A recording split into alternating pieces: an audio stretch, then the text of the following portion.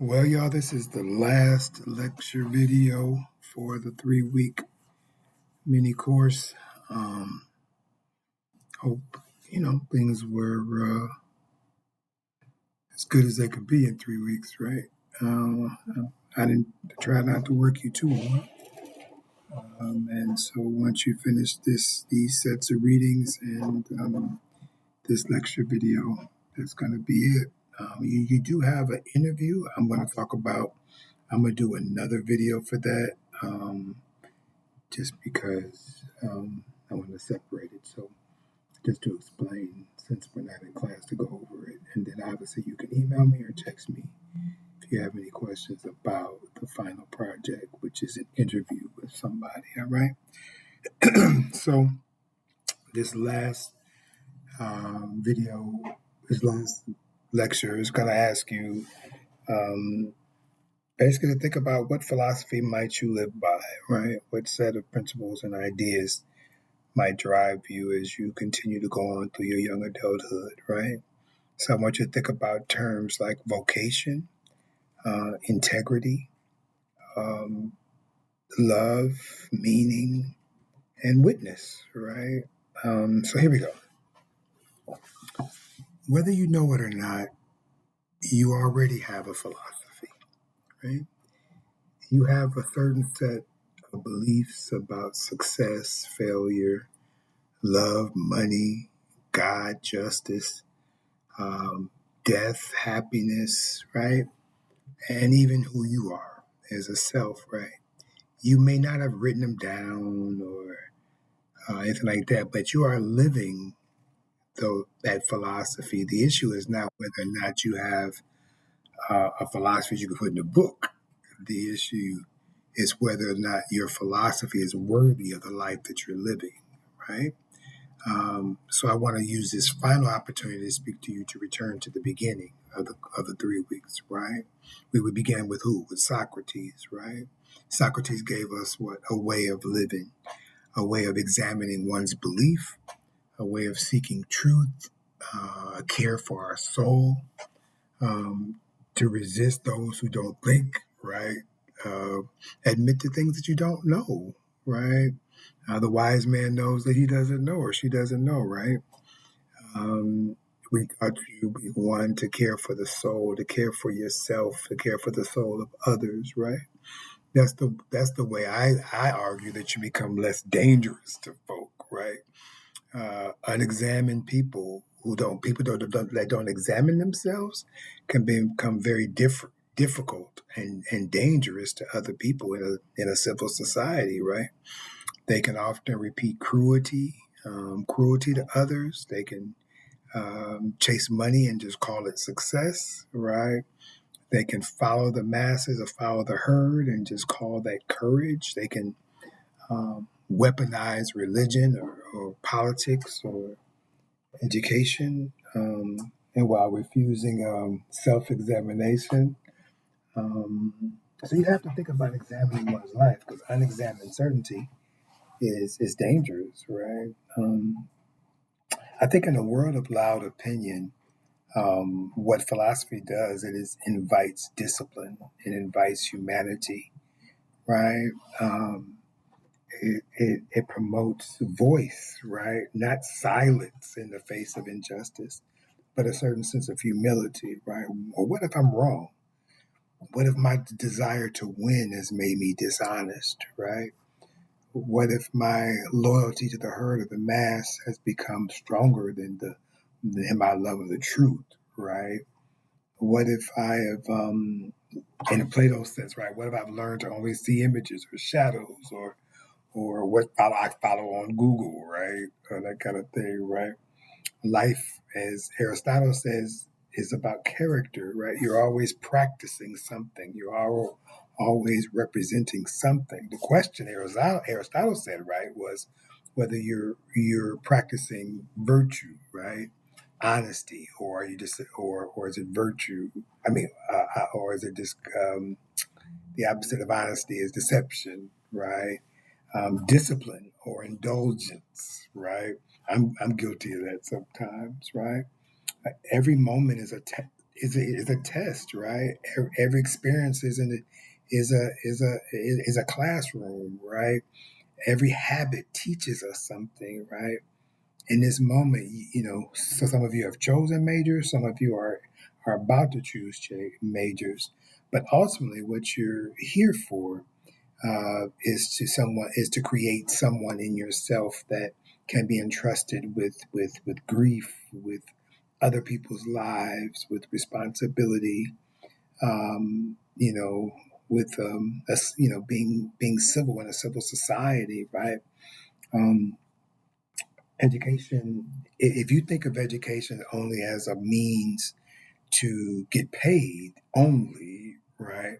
That I would argue that education has been reduced to just mere credentialing, right? Just throw a letter on it and that's it, right? But philosophy seeks more than that, right? Remember with Descartes, right? When you read that week of Descartes, right? Descartes is asking you, what do we know for certain and what oftentimes kind of tricks us or right? The constant repeating of maybe what family says, what media says, right? What maybe some party identified, right? Maybe even your preacher, your pastor, right? Honestly, we professors can be caught up in this, right? Your friends. But you have to be able to ask why. Or doubt is not the enemy of faith, right? Doubt is not the enemy of love. Doubt is not the enemy of commitment, right? Doubt purifies some of that, right? Doubt removes that which is false so that what is true can breathe, right? You like that, right? You write that down and quote your boy, right? But the truth is that sometimes, like I said, when we talk about Sartre, sometimes we hide in our roles. Why? Because being free is frightening, right? And I think that's how the world works, right? We sometimes hide, right, because it's safety and being hidden. But a true philosopher doesn't mind standing out in fear because he knows, again, freedom is stronger than fear, right? Because human beings have to be more than just a role to play, right? That's important, right? Some of you talked about in your papers being in sports and just being an athlete, or something about just being a brother or a sister, right? Think about what that means, right? That means you should be able to tell your teammate when they're wrong, tell your sister when they're wrong. Or ask them to tell you when you're wrong, give you constructive criticism, right? Because sometimes we just blindly go along with our teammate or go along with our family when quite frankly they be on some bullshit. You know what I'm saying? So you got to be able to love enough to accept the bullshit, right? I mean, to not accept the bullshit, right? And to avoid, certain political labels. Get locked into I am this, I am that, or I'm not this, and I'm not that. Because some of that may be true. Some of it may be lies repeated long enough to just sound like facts, right? And so we in philosophy ask you to listen carefully to what is being told to you, right? Resist what deforms you. Receive that only that which deepens you, that strengthens you, and hopefully you'll become stronger, right? Um, ethics, ethics ask, what do you owe to other people, right? Issues of character, right? Remember, Immanuel Kant asked you, do you treat people with dignity as ends in themselves, not means towards an end, right? Remember, Martin Luther King asked, has your love become what? Public, right? What justice is what love looks like in public, right? Are you expressing that, right? Um, um, you know, I think each thinker that we've read this 3 weeks disrupts the fantasy that morality is private, right? A meaningful life can not only be self improvement. I mean, that's what the Catholic monks would tell you, right? But the truth is that who is being helped by you, who is being healed by you, who is being protected or fed or defended by you, who has been remembered by you, whose life has been impacted because what? You've been here, right? That's what vocation means, right? So I'm asking you to think about vocation today. And vocation is not just about what job you're going to give. Her vocation is where your gifts meets wounds, right? Right? Where that which you're good at can be of impact to those who need it, right? And that could be as simple as parenting, right? Counseling, right? Maybe research, public service, or just mere friendship, right? There's various forms of vocation, right? But the question remains, what suffering calls toward your gifts, right? And then vice versa. The moral question is, are you ready to answer the call, right? Through truth, through love, through justice, right? Truth without love, what does Cornel West say? Truth without love can become cruelty, right? Love without truth can just be pure sentimentality, right? And we have to be careful about following just sentiments, right? It's cool to be told happy birthday, but if they really don't give a shit about you, it's a waste of conversation, right? You have to make sure that arrogance doesn't sort of hide virtue, right? Does that kind of make sense, right? That's partly what I do as a philosopher, right? And so what I'm asking you to think about now is, obviously I asked you last week, or last lecture, to think about absurdity, death, and meaning, right?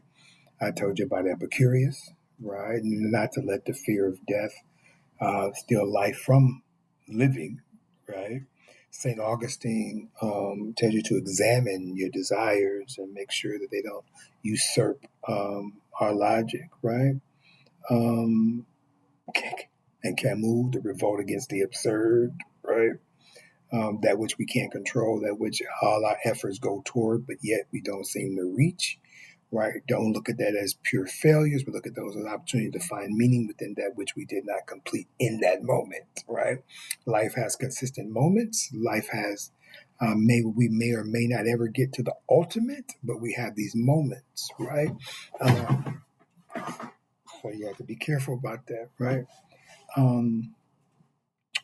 I think I think your life might argue something, right?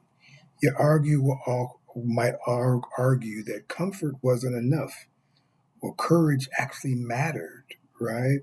Your life might argue that money was important, but it wasn't ultimate, right? People in themselves have dignity, not just to be used toward your goals, right? I think your life should be able to argue that friendship matters, right? Sincerity matters, right? That you should turn toward truth, turn toward the light, so that you can help someone else, right?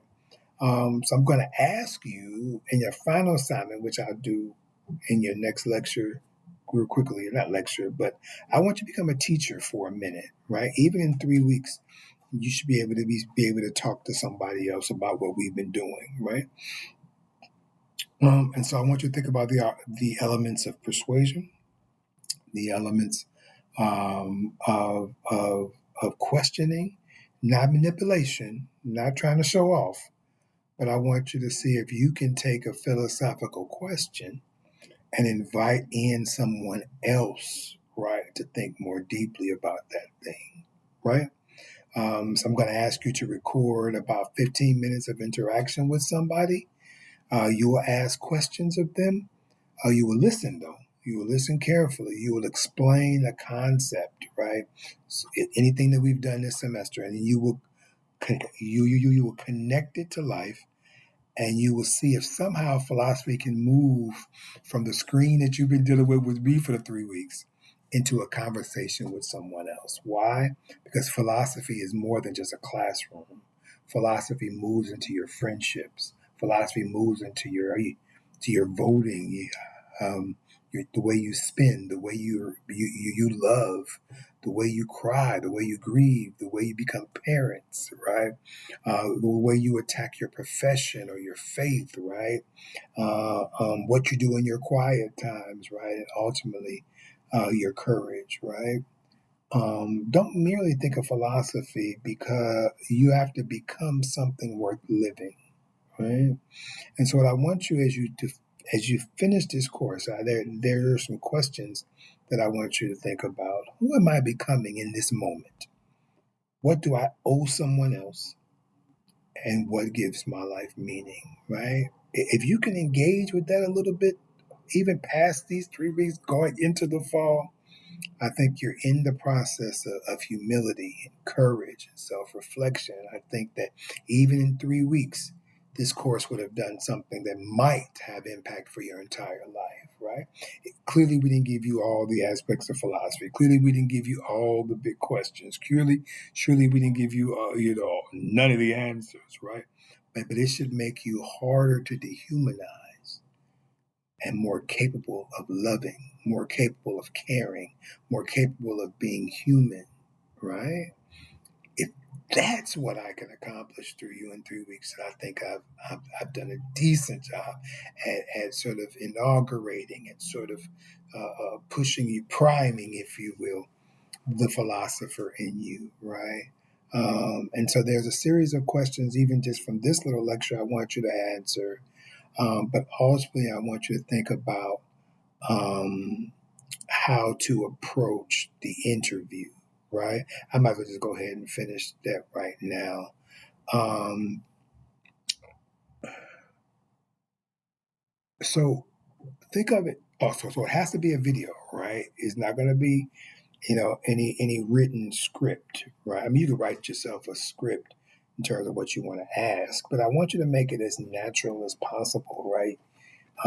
As organic as possible, right? But write yourself a series of questions, right? And say, okay, I'm going to interview my teammate. I'm going to interview my pastor. I'm going to interview my mama. I don't know, right? But you're going to interview somebody for about 15 to 20 minutes, and you're going to do it on camera. If they don't want to be on camera physically, then they can, kind of be on the side. Like I'm in a room now with my girlfriend. You can't see her, but if she and I were in a conversation, you could hear her, right? And so I want to make sure that, and she reminded me that you may have to get her permission, whoever permission it is, but just let them know it's for your grade, and they don't have to be on camera. But the important thing is that they have to agree to be as honest as possible in the interview. Now, again, you're not asking personal questions, right? You're asking thoughtful questions, right? Um, and your role is to be the interlocutor, right? Your role is to push, right? Gently, but push, right? And so if you were to ask a question, for instance, I'm not telling you to do this, you can ask any type of philosophical questions to kick it off. But if you were to ask a question like, so let me ask you, Mom, like, why do you believe in God? Right? And depending on how they answer, don't rebut. It's not your role to rebut. It's your role to question. And so if they say, well, because I grew up in a church background, and my mom and my dad and we all went to church, and then you say, Mom, I hear that respectfully, but I asked you, why do you believe in God, not why do you go to church? See, right there, that pivots, right? Why? Because we talked about in week 1 or 2, some things we do out of habit, right? And so just because we're habituated towards something doesn't mean the very thing we're habituated for has a sense of discernment, right? Why do we do the thing that we've been always doing, right? I joke all the time. It's funny. I mean, I'm a theologian. I'm a former I'm a seminarian. I'm a grandson of a minister. I thought I could preach for a while, so I certainly believe in God. But I used to always joke. I mean, I can believe in God on one side, and I can love going to church because I love the drinks, right? I can meet some wine. I can talk to some girls. That's going to church. That can be different, right? So you want to ask not just why do you go to church, but your question was, why do you believe in God? That could be a question, right? Ask a question like, I don't know, similarly a metaphysical question like, how do you know that you have a soul? And that's a tough one. Right? 'Cause how do we know? What do the philosophers say? Either we know one or two ways. Right? We either know through experience, right, or through reason. Right? You don't experience the soul. You can't feel it, touch it. Where is it? Well, it's there. Where? All the forensics people in the world and autopsies, they find everything else inside of you when they open you up. They don't find the soul. So how do you know you got one? If it's not tangible, then it must be what? An idea. Spirit.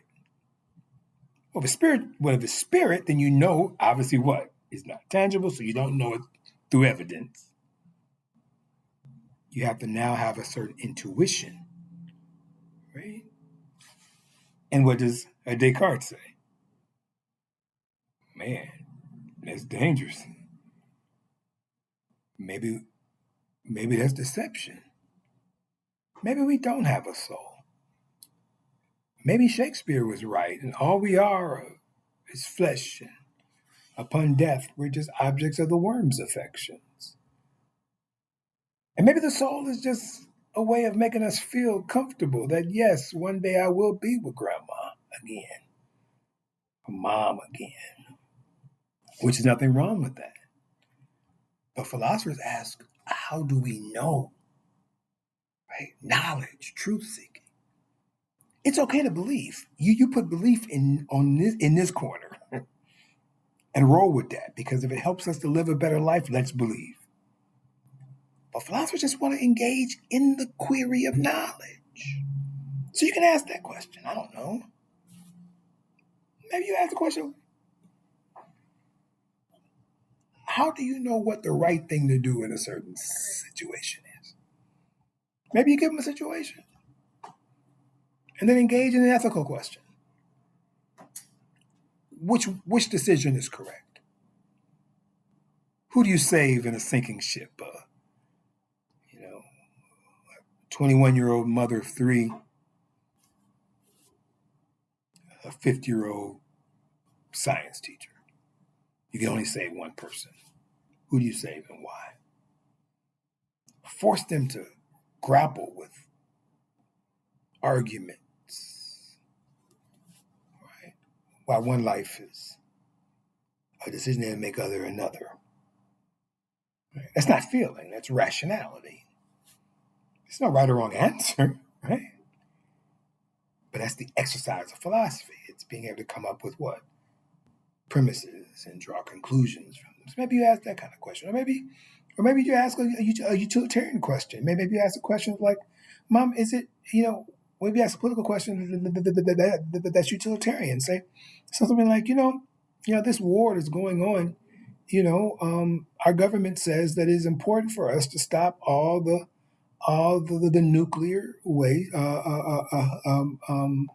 armaments that Iran have the capability of creating.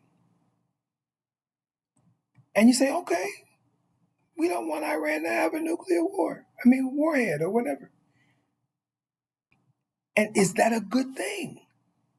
Well, a lot of people say, of course, it's a good thing. Why did they say it? They said generally because they said that Iranians cannot be trusted as a nation because of the stuff and the harm that they've put on many people in the world. But it's not because that war is wrong. It's not because nuclear warheads are wrong. Because everybody else got them. We got them. Israel got them.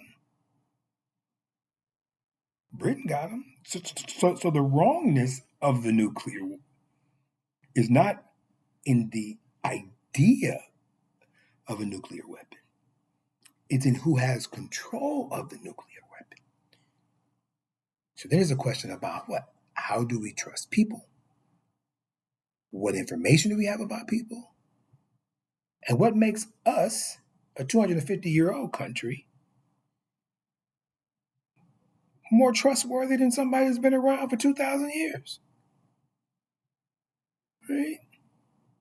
Those are philosophical questions, not right or wrong.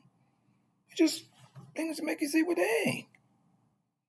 We the youngest country talking the biggest shit.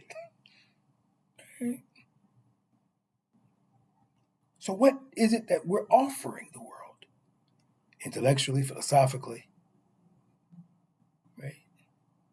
That has meaning, right? Maybe ask that kind of question. I don't care. I don't care what kind of questions you want to ask. But you want to spend 15 minutes. Let me kind of wrap this up. You want to spend 15 minutes engaged in sophistry. And sophistry is what? The teaching and the development of wisdom. You're not going to get you an answer in 15 minutes of anything. And if you do, you probably fail because you did something wrong, right? But what you're going to do is you engage yourself and your interlocutor, your mama, your cousin, your roommate, your next door neighbor. Hell, it might be a stranger you meet on the street and say, "Yo, I got this final assignment. I got to get this A. I need your help." Right? You don't have to do much editing. You can just run it for 15 minutes and send it if you want to edit. I was just told about Capture Cut. What was the name of that? CapCut. Y'all probably know about that. Y'all can do some cat cupping. I don't know. You know what I'm saying? But all I need is 15 minutes for you to be the best philosopher, sophist, teacher that you can be to somebody. And that'll be your final exam, right? So listen, I don't know if I know any of you personally. So thank you for these 3 weeks. And hopefully I've inaugurated something inside of you. Come the fall, I'll be on the 3rd floor of Hollenbeck. You can stop by, say hi, and introduce yourself anytime when you see me. It'd be nice to kind of put, face to name and stuff. Once you finish the reading and the questions in the reading of both this lecture and the one yesterday, then you start working on this final project, and that's it, right? So if you're taking another course this summer, good luck with that. I think I'm teaching it. Yeah, I'm teaching one, but it's for the high school students. But you can take it if you wanted to. Just looking, because I do have it. It is in person. So if you want to take a Black religion course, you can take it. But other than that, God bless you and take care and stay strong.